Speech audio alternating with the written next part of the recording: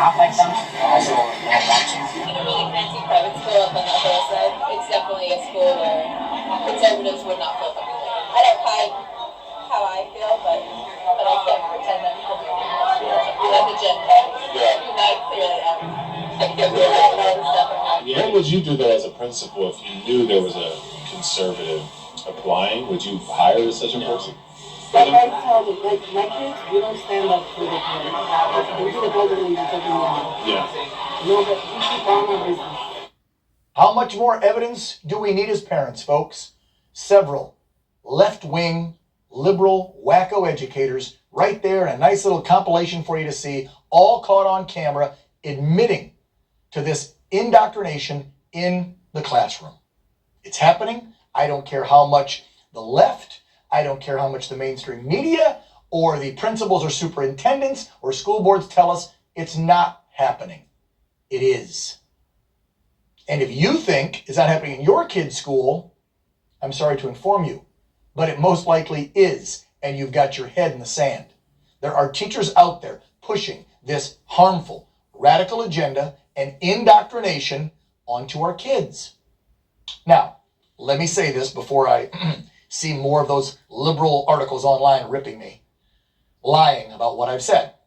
I'm not saying it's every single teacher out there. Of course not. I'm not like the left. I don't attempt to label every single person in one profession with the same wide brushstroke they do. Like, let's take, for instance, cops. I don't think every cop is racist, nor do I scream defund police like they do. So I won't say defund every single teacher, get rid, they're all horrible. No, I don't do that. I won't condemn an entire profession. But what I will say, these acts of indoctrination do seem to be occurring a lot more as of late, leading any common sense person to go, it's a growing problem. It needs to be stopped before it's too late. Now, those clips that we just showed you were from the first 4 parts of a series released by our friends at Project Veritas called The Secret Curriculum. Well, Project Veritas has released more videos now in their series, and they're just as frightening as those first 3 or 4 we showed you. The next clip we're going to show you is of we shouldn't even call him an educator or a teacher. Let's change it. The next clip we're going to show you is of an activist named Tyler Wyron. He's an 8th grade English teacher at Will Rogers High School in Oklahoma. I think it's Tulsa, Oklahoma, to be exact. And he literally calls himself an anarchist. I want you to listen to a little bit about what he spilled to an undercover reporter with PV. I am an anarchist. So eventually you want to remove Christianity from, or religion from progressive thought because religion is hierarchical. Trust me, I want to burn down the entire system. The only thing that's a problem here is that House Bill 1775 or something. I can get my license revoked for being too woke. Did you hear that? He's worried about getting his teacher's license revoked for being too woke. So he knows what he's doing is wrong. But you see, in his mind, he thinks he's fixing our kids. He thinks his activism will create a better society. That's what's wrong with them in their brains. And then they push it onto our kids. I'm sorry, but teaching them America sucks, and that every cop's racist, and that if you're white, you're an oppressor, and that if you want to transgender your body at 10 or 12, it's okay. These are the things they're teaching in schools. And if you think it's okay, and if you still want to call that person a teacher, then God help you. This is scary stuff. If it were not for Project Veritas and some brave students, and yes, some brave teachers out there taping this and putting it out on the internet for all of us to see, we would have no idea how truly bad it is. So by the way, keep it up for you teachers and students with the guts to do it. Now on Wednesday, Project Veritas released a video, this is so rich, where the principal of Tyler's school, her name is Nicolette Dennis, I think, is talking to coworkers, begging them don't record what I'm talking about, and discusses the incident that we just showed you. I just want you to just watch. There is no secret, and please take your phones up. Don't videotape me, please. Don't put this on social media. Don't make me feel like Project Veritas is with us. And there is no secret curriculum at Rogers. There is nobody that's got woke politics here. There's nobody here talking about woke politics. R.C. Maxwell, press secretary at Project Veritas. Really, I find that hard to believe since Tyler is a teacher at her school. Hey, R.C., how are you? I'm doing good. Glad to be on, Dan, and that's what we call damage control. Check CYA. It's not hard to imagine what the A stands for there, but what a fascinating clip. It's not always that we get a peer into what happens in these schools in the aftermath of one of these investigations. I can report to you that the school has not publicly commented on this. I've talked with Miss Dennis on the phone. She assured me we'd get comment. We have not yet. However, thanks to a brave source within the school, we kind of see how Miss Dennis, she's pleading for unity. She's pleading for all teachers there to hold the line and to not expose what's going on. It's a little bit too late. It's been exposed. And Americans everywhere, as a result of secret curriculum, they're really getting a peer into what these classrooms really look like, what's really going on with your child once you drop them off. And it's a little frightening, isn't it, Dan? Oh, a little. RC, it's scary as hell. I've got a almost 15-year-old here in a few days. Yeah, I mean, and I'll give it to, that was obviously probably a teacher, unless it was the custodian. Somebody was in that room that is not on board with this woke crap at Will Rogers High School, because somebody felt a need to record it and then get it to you guys. But let's go back to the series that you're doing, because I want folks to understand what Project Veritas has kind of undertaken for us, for the good of our kids. This is a series. You guys have had reporters out and about, and I would assume you're going to continue to do so. You started on the East Coast, Connecticut, New Hampshire, New York with some schools. Now you jumped to Oklahoma. We're going to see more of this, right? You're out everywhere trying to expose this. Of course, and obviously we exposed Gabriel Geip last year in California, the well-known Marxist teacher who had pictures of Mao in his classroom. And I can tell you that whether it's Connecticut, California, Oklahoma, it might be a flyover state you think we won't go to. We will be there.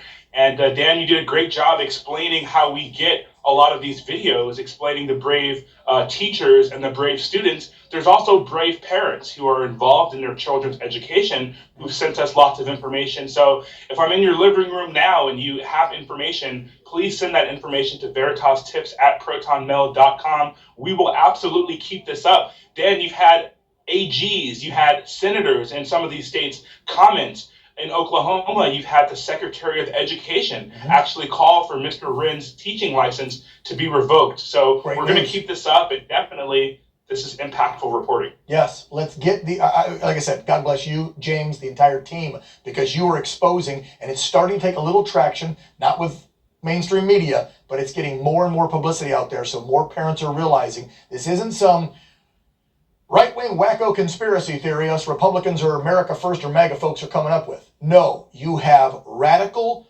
progressive, activist teachers in there telling your kids America sucks. You just heard RC talk about the one in California who's like paying tribute to Mao and horrible tyrants and dictators. They're saying America's horrible. You can transition whenever you want, at whatever age. They're putting black versus white. I mean, this is happening, folks, and you need to listen. Now, RC, I got to switch because you guys just dropped another video, which was absolutely stunning.